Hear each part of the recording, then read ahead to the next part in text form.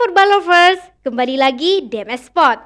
Kali ini MS Sport akan membagikan informasi menarik seputar dunia sepak bola. Dan seperti apa videonya?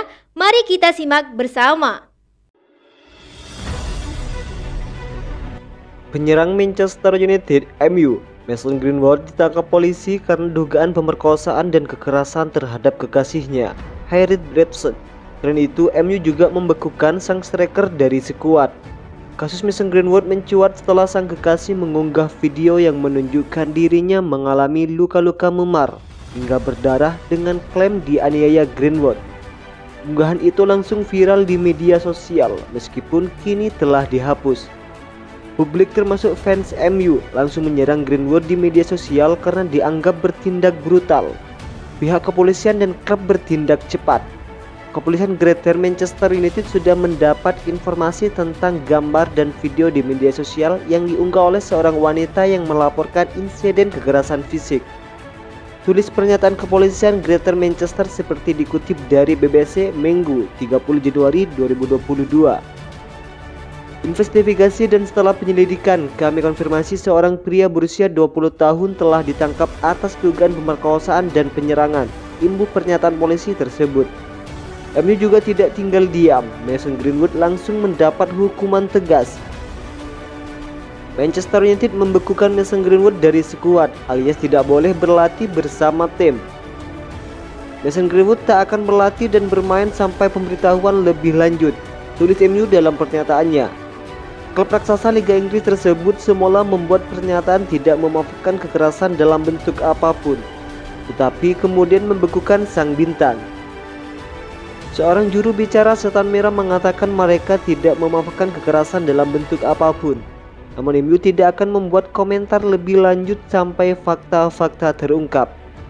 Kami mengetahui gambar dan tuduhan yang beredar di media sosial, kata jubir MU dikutip dari Manchester Evening News.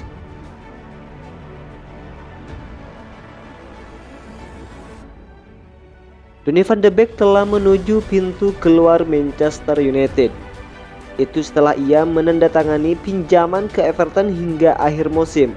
Dilansir dari Mirror, gaji Donny bakal ditanggung Everton. Frank Lampard yang bakal menjadi manajer baru Everton pun juga telah tahu soal kedatangan Donny van de Beek.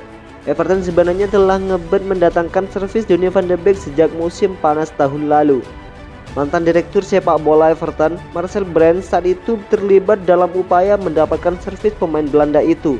Namun Ole Gunnar Solskjaer yang saat itu duduk di kursi manajer memblokir rencana tersebut. Donny menjadi salah satu pemain terbuang sejak didatangkan dari Ajax Amsterdam pada tahun 2020 dengan tebusan 40 juta pound sterling. Ia belum mendapatkan menit bermain reguler baik secara era Solskjaer maupun Rangnick. Donny tercatat hanya tampil 579 menit bersama Manchester United hingga saat ini. Kepastian bek kiri timnas Indonesia, Pratama Arhan hijrah ke klub luar negeri selepas dari PSIS Semarang. Pimpinan PSIS Semarang Yoyo Sukawi pun angkat bicara. Bek kiri PSIS Semarang, Pratama Arhan, santer dikabarkan akan melanjutkan karir di luar negeri. Performa impresif Pratama Arhan saat membela timnas Indonesia di Piala AFF 2020 membuat sejumlah klub luar negeri dikabarkan berminat. Pimpinan PSIS Semarang Yoyo Sukawi pun akhirnya memberikan penjelasan. Pemain berusia 20 tahun itu menjadi aktor penting atas pencapaian Garuda sebagai runner-up Piala AFF 2020. Selain menjalankan perannya dengan apik, Arhan juga memiliki kontribusi 2 gol dan 2 assist dalam turnamen. Performa impresif ini membuat Arhan dikabarkan sudah dibidik klub asal Korea Selatan hingga Eropa, meski belum diketahui pasti identitas klubnya. Kabar Arhan untuk berkarir di luar negeri lalu semakin menguat lewat pernyataan Komisaris PSIS Semarang, Junianto.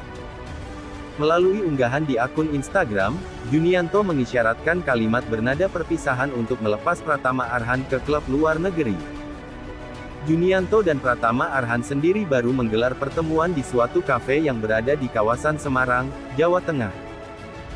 Sebuah janji yang harus ditepati, tulis Junianto, Jumat tanggal 7 Januari tahun 2022. Tidak semua perpisahan itu menyakitkan. Tetapi, untuk yang satu ini Pratama Arhan justru membanggakan.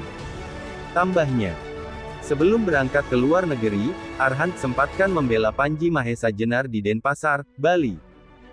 Bersama teman-teman kamu yang lain untuk merebut poin di Liga 1,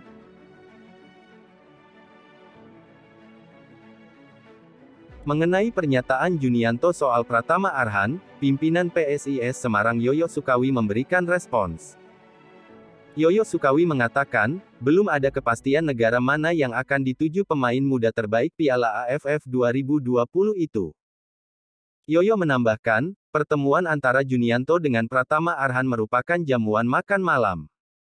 Pertemuan itu juga ditujukan untuk memberikan bonus dan merestui Arhan untuk berkarir di luar negeri.